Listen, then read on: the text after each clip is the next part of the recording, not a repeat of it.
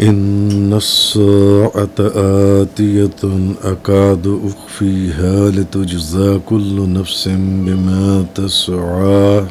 بے شک قیامت آنے والی ہے جس کو میں مخفی رکھنا چاہتا ہوں تاکہ ہر شخص کو اس کی سعی کا صلہ دیا جائے. فلا يصدنك عنها من لا يؤمن بها واتبع هواه فترضاه.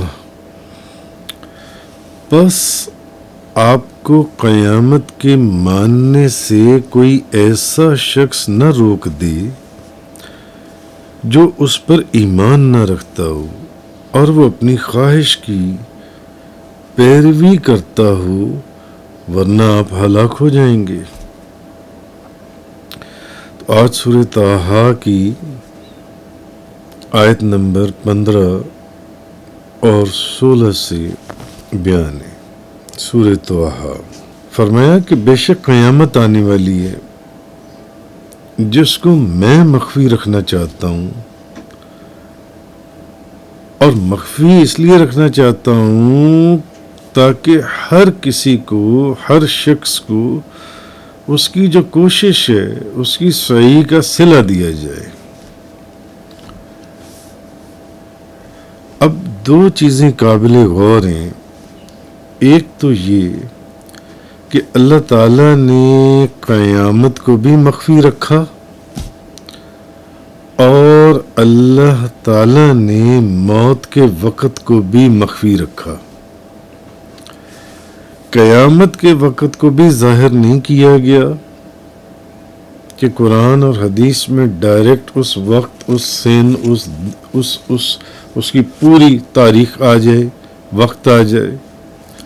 اور موت کے وقت کو بھی اللہ تعالیٰ نے مخفی رکھا کہ تمہاری موت کس دن واقع ہوگی، سین کیا ہوگا، دن کیا ہوگا، وقت کیا ہوگا، مہینہ کیا ہوگا.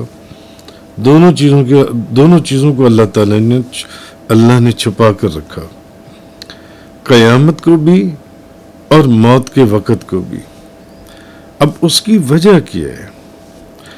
اس کی وجہ یہ تھی کہ اللہ تعالیٰ نے توبہ قبول کرنے کا وعدہ فرمایا کہ جو توبہ کرے گا اللہ اس کی توبہ قبول فرمائے گا.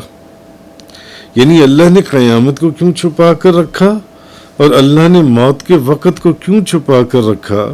کیونکہ اللہ نے وعدہ کیا ہے کہ جو بندہ توبہ کرے گا وہ اس کی توبہ قبول فرمائے گا. یعنی اللہ نے توبہ قبول کرنے کا وعدہ کیا ہے. تو اب یہاں سے اگر غور کریں تو یہ نقطہ سمجھ میں آ جاتا ہے کہ قیامت کو اور موت کے وقت کو چھپا کر رکھنے میں کیا حکمت تھی، یا قیامت کو اور موت کے وقت کو مخفی رکھنے میں کیا حکمت تھی. کہ اگر لوگوں کو اپنی موت کا وقت پتہ چل جاتا، اگر لوگوں کو اپنی موت کا وقت معلوم ہوتا تو وہ کیا کرتے کہ آخری وقت تک گناہ کرتے یا برے کام کرتے یا ناجائز کام کرتے رہتے. چونکہ ان کو موت کا وقت تو پتہ ہے کہ اس دن ہماری موت آنی ہے، تو وہ 5-10 منٹ پہلے، وہ موت کے آنے سے پہلے اللہ کی بارگاہ میں توبہ کرتے اور اپنے گناہ معاف کروا لیتے جو ان سے، اور اللہ تعالیٰ ان کی توبہ کو قبول فرما لیتا. اور ساری عمر جو انہوں نے گندے کام کیے، گناہ کیے، یا انہوں نے ناجائز کام کرتے رہے اور حلال اور حرام کی تمیز نہ رکھی، وہ سزا پانے سے بچ جاتے. ایک تو حکمت تھی یہ کہ اللہ تعالیٰ نے موت کے وقت کو جون سے مخفی رکھا کہ اگر بندے کو موت کا وقت پتہ چل جاتا، کیونکہ اللہ نے توبہ قبول کرنے کا وعدہ فرمایا کہ اللہ تعالیٰ نے توبہ قبول، جو بندہ توبہ کرے گا اللہ اس کی توبہ قبول کرے گا. تو اگر اس شخص کو اپنی موت کا وقت پتہ ہوتا تو وہ ساری عمر گناہ کرتا، ناجائز کام کرتا، ہر وہ کام کرتا جس کو اس کا دل چاہتا، کیونکہ اس کو پتہ ہے کہ میری موت کا وقت فلاں وقت ہے، فلاں دن ہے، فلاں مہینہ ہے. تو وہ موت کے آنے سے 5-10 منٹ پہلے توبہ کر لیتا اور سزا پانے سے بچ جاتا جون سے. تو بندوں کو موت کے وقت پر مطلع کرنا اصل میں ان کو معصیت کرنے پر ابھارنا ہوتا، اور یہ حکمت کے خلاف تھا، یہ ناجائز تھا، یہ جائز نہیں تھا. یعنی اگر لوگوں کو ان کی موت کا وقت بتا دیا جاتا تو پھر ان کو کھلی چھٹی دے دی جاتی کہ اب جتنا مرضی گناہ کرو، جتنے مرضی ناجائز کام کرو، بس موت سے پہلے، کیونکہ تمہیں موت کا وقت پتہ ہے، 5-10 منٹ پہلے لوگ اپنی توبہ کر اپنے گناہ معاف کروا لیتے اور سزا پانے سے بچ جاتے جون سے. اس لیے یہ حکمت تھی کہ موت کے وقت کو چھپایا گیا، مخفی رکھا گیا جون سے. تو اس کے بعد فرمایا کہ ہر شخص کو اس کی صحیح کا صلہ دیا جائے. اب یہ جو آگے اللہ تبارک و تعالیٰ نے فرمایا کہ ہر شخص کو اس کی صحیح کا صلہ دیا جائے، تو اب یہ جو حصہ ہے یہ قیامت کے قائم ہونے کی دلیل ہے یا قیامت کے وقوع کی دلیل ہے کہ ہر بندے کو اس کی صحیح کا حصہ دیا جائے، صلہ دیا جائے جن سے. کیونکہ جزا اور سزا کا نظام قائم ہی قیامت کے بعد ہو سکتا ہے، اور ہوگا بھی قیامت کے بعد ہی. قیامت کے قائم ہونے کے بعد، قیامت کے وقوع کے بعد جزا اور سزا کا جون سا نظام ہے وہ قائم ہوگا. تو اگر قیامت واقعہ نہ ہوتی، اگر قیامت واقعہ نہ ہوتی، اس کا وقوع ہونا نہ قائم نہ ہونا ہوتا، تو ہوتا کیا؟ اطاعت گزار نافرمان سے اور نیکوکار بدکار سے ممتاز ہی نہ ہوتا. جو نیک کام کر گئے وہ نیک کام کر گئے، جو گناہ کے کام کر گئے وہ گناہ کے کام کر گئے. دونوں میں کوئی فرق ہی پیدا نہ ہوتا، دونوں کے کوئی فرق ظاہر ہی نہ ہوتا. کس نے نیک کام کیے، کس نے گناہ کے کام کیے. کیونکہ قیامت کے قائم ہونے کے بعد اب اس کی جزا اور اس کی سزا کا فیصلہ ہونا ہے، کس نے نیک کام کیے اور کس نے گناہ کے کام کیے. تو جس نے نیک کام کیے اس کے لیے جنت، اور جس نے گناہ کے کام کے لیے کیے اس کے لیے دوزخ. اس لیے بھی اب یہ جو اگلا حصہ ہے یہ قیامت کے قائم ہونے پر دلیل ہے جو انسی ہے، اور یہ ضروری ہے کہ قیامت کا قائم ہونا، قیامت کا وقوع ضروری ہے، کیونکہ اس کے بعد جزا اور سزا کا فیصلہ ہوگا کہ کس کو جزا میں جنت دینی، کس کو سزا کے اندر دوزخ کے اندر بھیجنا ہے. اور اگر یہ چیز قیامت کا قائم کرنا نہ ہوتا، وقوع نہ ہوتا، تو پھر اس چیز کا فیصلہ کون کرتا کہ کون نافرمان ہے اور کون فرما بردار ہے، کون نیکوکار ہے اور کون بدکار ہے؟ اس کا کیسے سب کو پتہ چلتا جن سے؟ تو اطاعت گزار نافرمان سے اور جو نیک آدمی تھا وہ بدکار سے ممتاز، اس میں کوئی فرق ہی نہ ہوتا. جیسے کہ قرآن کریم میں ایک جگہ اور اللہ تعالیٰ نے سورہ صاد کے اندر اللہ نے فرمایا، کیا جو لوگ ایمان لائے اور انہوں نے نیک عمل کی ہم ان کو ان لوگوں کے برابر کر دیں گے جو زمین میں فساد کرنے والے ہیں؟ نہیں، فساد کرنے والے علیحدہ ظاہر ہوں گے، نافرمان علیحدہ ظاہر ہوں گے، فرمانبردار علیحدہ ظاہر ہوں گے. جنہوں نے نیک عمل کیے، نیک کام کیے، ان میں اور ان کے اندر کوئی فرق ہی نہیں ہوگا. اس کے لیے قیامت کا قیام ضروری ہے، قیامت کا قیام ضروری ہے. یا ہم پرہیزگاروں کو بدکاروں کی مثل کر دیں گے؟ نہیں، قیامت کا وقوع ہوگا اور پھر فیصلہ ہوگا کہ کون پرہیزگار ہے، کون بدکار ہے، کون فرما بردار ہے، کون نافرمان ہے، کون جنتی ہے، کون دوزخی ہے. یہ اس وقت اس کا فیصلہ ہوگا. اس لیے بھی یہ ضروری ہے قیامت کا جو سا وقوع ہے. اچھا، دوسری بات یہ کہ اب اللہ نے قیامت کو بھی مخفی رکھا، قیامت کو بھی چھپا کر رکھا. قیامت کے آنے کا وقت اللہ تعالیٰ نے عام لوگوں سے چھپایا ہے، عام مخلوق سے چھپایا ہے. مگر اس کا مطلب یہ نہیں ہے کہ اللہ نے اپنے بندوں میں سے کسی بندے کو بھی اس کی اطلاع نہیں دی. ایسا نہیں ہے. عام لوگوں سے، عام مخلوق سے اللہ نے قیامت کے وقت کو چھپایا ہے، مگر اس کا مطلب یہ نہیں ہے کہ ہر شخص سے ہی چھپایا ہے، ہر بندے سے ہی چھپایا ہے. احادیث مبارکہ سے یہ چیز ثابت ہے کہ اللہ تعالیٰ نے اپنے حبیب کو قیامت کے وقت کا بتا دیا.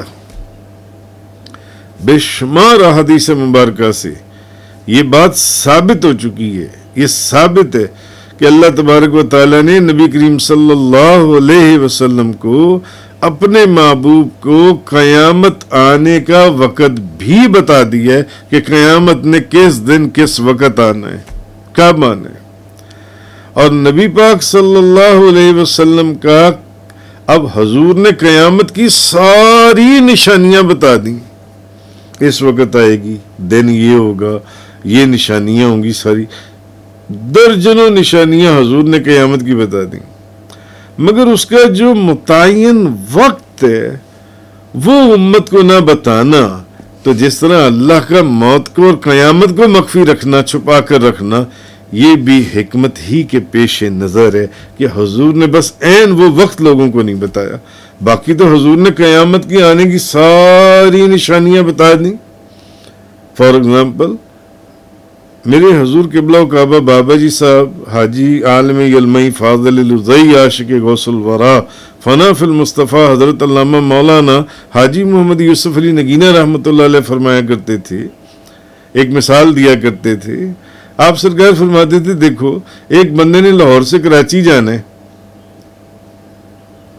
اور وہ کسی نے جانا ہے، وہ اس کو بتا دیتا ہے، وہ کہتا ہے کہ یار دیکھو تم جاؤ گے راستے میں، پہلے لاہور سے جب نکلو گے تو چنگی آئے گا، پھر آگے مانگا منڈی آئے گا، پھر آگے پتوں کی آئے گا، پھر پتو جمبر آئے گا، پھر پتوں کی آئے گا، پھر آگے اکاڑا آئے گا، پھر اب کیا، اب کراچی جب جاؤ گے تو اکاڑا کے بعد آگے ساہیوال آئے گا، پھر خانے وال آئے گا، پھر ملتان آئے گا، پھر بہاولپور آئے گا، پھر سما سٹھا آئے گا، پھر پنو ماکل آئے گا، پھر درمیان میں رحیم یار خان آئے گا، صادقہ آباد آئے گا، اور آگے چلو گے تو پھر کیا کہتے ہیں درازہ شریف آئے گا، درازہ شریف سے آگے چلو گے تو پھر کیا کہتے ہیں آگے حیدرآباد آئے گا، کراچی تک اس نے سارے شہر بتا دیے کہ اس رستے سے یہ کراچی پہنچنے تک یہ چیزیں ساری درمیان میں آئیں. کراچی پر جا کر وہ خاموش ہو گیا. تو اس کا مطلب سارا رستہ تو اس نے بتا دیا، کراچی کا اس نے نہیں بتایا. تو کیا اس کو نہیں معلوم؟ اس کو سب معلوم ہے. تو یہ درجنوں احادیث سے یہ بات ثابت ہے کہ اللہ تعالیٰ نے اپنے حبیب نبی کریم صلی اللہ علیہ وسلم کو قیامت کا تمام علم دیا ہے، اس کے آنے کا وقت تک بتا دیا گیا ہے. حضور کا آگے ساری نشانیاں بتانے کے بعد صرف عین وہ دن اور وقت نہ بتانا جن سے، اس میں بھی بے شمار حکمتیں ہیں. آگے فرمائے فَلَا يَصُدَّنَّكَ عَنْهَا مَن لَا يُؤْمِنُ بِهَا، تو قیامت پر ایمان نہ لانے والا ہرگز تجھے اس کے ماننے سے باز نہ رکھے. اب یہاں اس آیت میں جو خطاب کیا جا رہا ہے بظاہر تو ایسے لگ رہا ہے جیسے کہ یہ حضرت موسیٰ علیہ السلام کو کہا جا رہا ہے، مگر اس سے مراد آپ کی امت ہے، آپ کی امت. یعنی گویا کہ ارشاد فرمایا اے میرے کلیم، کیونکہ حضرت موسیٰ علیہ السلام کا ذکر چل رہا ہے، اے موسیٰ علیہ السلام کی امتی. بظاہر لگ رہے جیسے موسیٰ علیہ السلام کو کہا جا رہا ہے، مگر ان کی امتی کو، ان کی امت کو کہا جا رہا ہے. ان کی امتی، اے موسیٰ کی امتی، قیامت پر ایمان نہ لانے والا، اور کہ امتی قیامت پر ایمان نہ لانے والا اور اللہ تعالیٰ کے حکم کے مقابلے میں اپنی خواہشوں کی پیروی کرنے والا ہرگز تجھے قیامت کو ماننے سے کہیں باز نہ رکھے. وہ شخص جو قیامت پر ایمان نہیں لانے والا اور اللہ تعالیٰ کے حکم کے مقابلے میں اپنی خواہشوں کی پیروی کرنے والا ہے، ہرگز تجھے قیامت کو ماننے سے باز نہ رکھے. تو اس کا مطلب ہے یہ خطاب موسیٰ علیہ السلام سے نہیں ہے، ان کی امت سے ہے. وہ تو نبی تھے، کیسے انہوں نے تو قیامت کو منوانا تھا نبیوں نے. تو اس کا مطلب ہے کہ خطاب بظاہر آپ سے ہے، بظاہر آپ سے، مگر حقیقت میں یہ خطاب آپ کی امت سے ہے، ورنہ تو ہلاک ہو جائے گا. تو یہ آپ کی امت کو فرمایا گیا. وآخر دعوانا ان الحمد للہ رب العالمین. تفسیر قرآن کا یہ لیکچر انگلش میں سننے کے لیے براہ کرم ڈسکرپشن میں موجود لنک پر کلک کریں.